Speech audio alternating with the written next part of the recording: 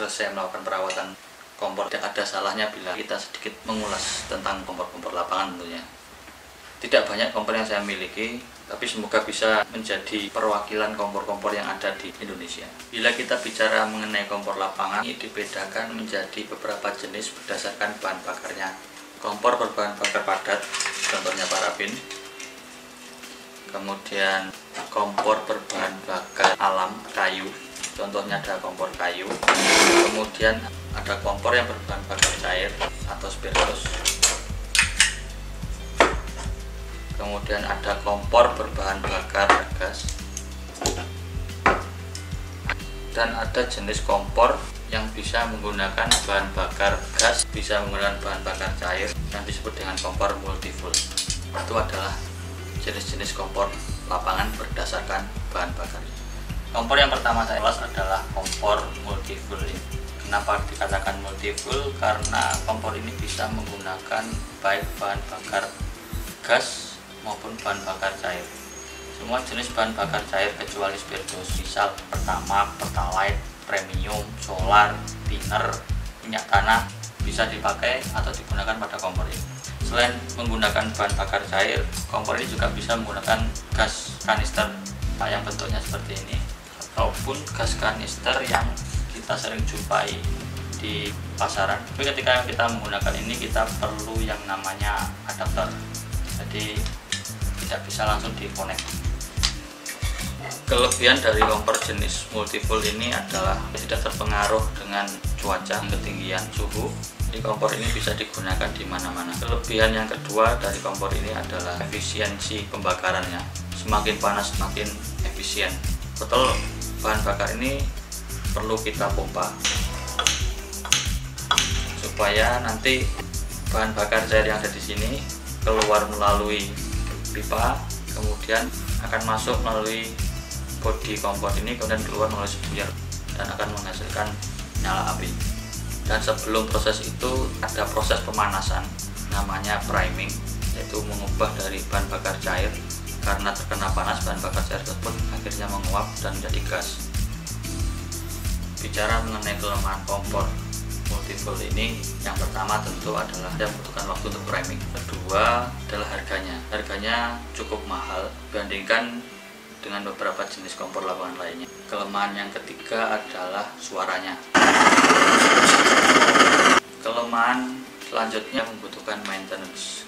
Jadi kompor multifuel ini secara berkala harus kita bersihkan dari jelaga atau kotoran, sisa-sisa pembakaran, karena sisa-sisa pembakaran tersebut bisa menutupi spuyer yang ada di dalamnya sehingga kompor ini tidak berjalan optimal. Selanjutnya adalah kompor lapangan menggunakan bakar gas.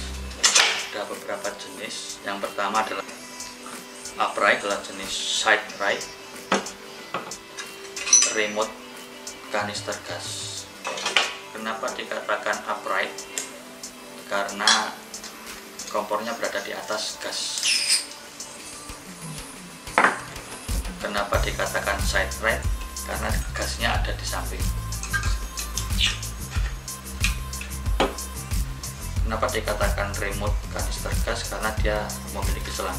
Berbeda dengan kedua jenis ini yang tidak memiliki selang, yang bisa langsung ditancapkan di gas. Dalam penggunaan kompor lapangan berbahan bakar gas tentu ada beberapa kelemahan dan kelebihan. Kelebihan dari kompor gas yang pertama adalah nyala apinya bersih, tidak menimbulkan jelaga pada alat masak kita. Waktu yang digunakan untuk masak relatif cepat. Kelebihan yang ketiga hampir free maintenance ya, karena pembakarannya yang bersih, dia tidak menimbulkan jelaga atau sisa-sisa pada kompor tersebut. Yang menjadi kelemahan dari kompor gas ini adalah yang pertama, gas sangat terpengaruh oleh ketinggian dan juga suhu. Bila kita menggunakan gas pada ketinggian tertentu, pada suhu tertentu, gas tersebut tidak bisa menjadi cair. Dan apa yang terjadi bila itu menjadi cair, tentu akan menyumbat spuyer. Pembakaran tidak akan optimal, bahkan bisa macet. Selanjutnya adalah kompor dengan bahan bakar cair atau spiritus. Saya suka sekali dengan kompor spiritus karena kompor ini minim perawatan ya. Prinsip kerjanya cukup kita tuangkan spiritus di dalam sini, kemudian kita panaskan.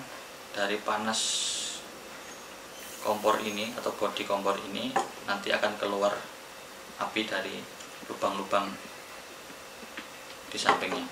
Yang menjadi kelemahan dari kompor ini, dia lama panasnya. Bila kita ingin mendidihkan air 1 liter, diperlukan waktu antara 5-6 menit tergantung ketinggian dan suhu saat itu. Tapi itu tidak masalah bagi saya karena menurut saya hanya itu satu-satunya kelemahan dari kompor spiritus ini. Walaupun secara teknis kompor spiritus ini tidak bisa dibesar-kecilkan seperti kompor gas atau kompor multiflow tadi, dengan menggunakan yang namanya simmering kita bisa mengatur berapa besar nyala api yang kita inginkan. Kompor ini tanpa suara hingga nyaman digunakan ketika kita sedang memasak di malam hari tanpa mengganggu tetangga kita. Dan spiritus ini sangat mudah didapatkan awet. Saya membeli kompor ini tahun 2009 dan sekarang tahun 2020. Sudah 11 tahun kompor ini menemani saya.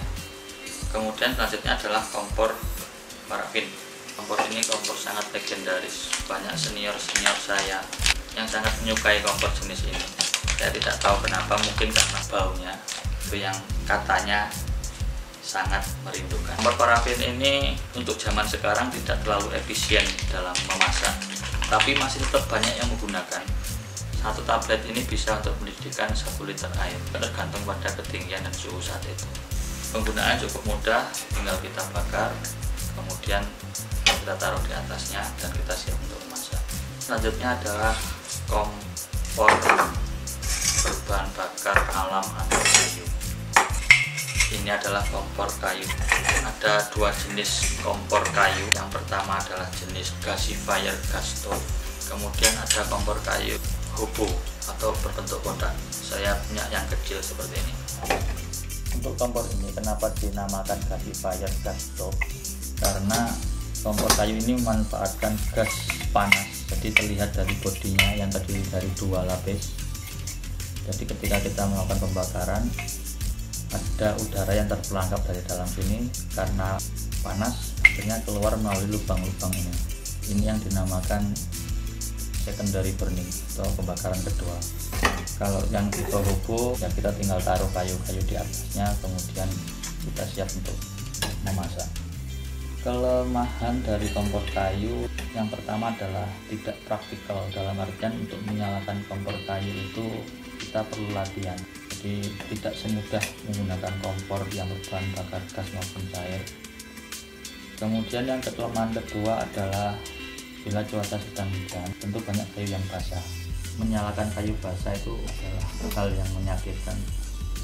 Tapi dibalik semua kelemahannya tadi, kompor ini memiliki kelebihan, yaitu kita tidak perlu membawa bahan bakar.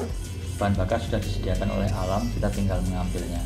Jadi kita tidak perlu kebingungan kehabisan bahan bakar. Ini untuk penggunaan saat ini kompor kayu cenderung ke style saja. Kalau dia memiliki style bushcraft, tentu dia akan suka dengan menggunakan kompor kayu. Bila ada pertanyaan kompor mana yang lebih bagus, saya menjawab tidak ada, karena setiap kompor pasti memiliki kelemahan dan kelebihan masing-masing. Tapi bila saya disuruh untuk merekomendasikan kompor mana yang cocok, ada hal-hal yang perlu dipertimbangkan. Yang pertama adalah harga, kedua adalah kemudahan mencari bahan bakar, ketiga adalah portability atau kemudahan kita dalam membawa kompor tersebut dan bahan bakarnya. Kompor jenis ini tidak saya rekomendasikan karena tentu bila kita naik bis, kereta api atau naik pesawat sangat riskan sekali menyimpan gas ini dalam bagasi karena dikhawatirkan bisa meledak. Bila kita naik pesawat, gas ini akan disita. Terus kompor mana yang saya rekomendasikan? Kompor jenis ini lumayan murah dan bahan bakarnya mudah kita peroleh di seluruh Indonesia dengan bahan bakar butana. Jadi bila kita naik kendaraan umum misalnya bis, kereta, pesawat, kita tidak perlu bawa ini. Jadi ini tidak perlu disita atau kita tidak bingung menyimpannya dalam bagasi bis atau kereta. Tapi kita cukup bawa kompornya saja. Ketika sampai tujuan kita baru mencari gas butana ini. Kelebihan selanjutnya dari kompor ini tidak menimbulkan gelaga, pembakarannya juga relatif cepat, nyaris tidak bersuara, sangat kompak, sangat kuat, dan minim perawatan. Hanya sesekali saja dibersihkan dalamnya.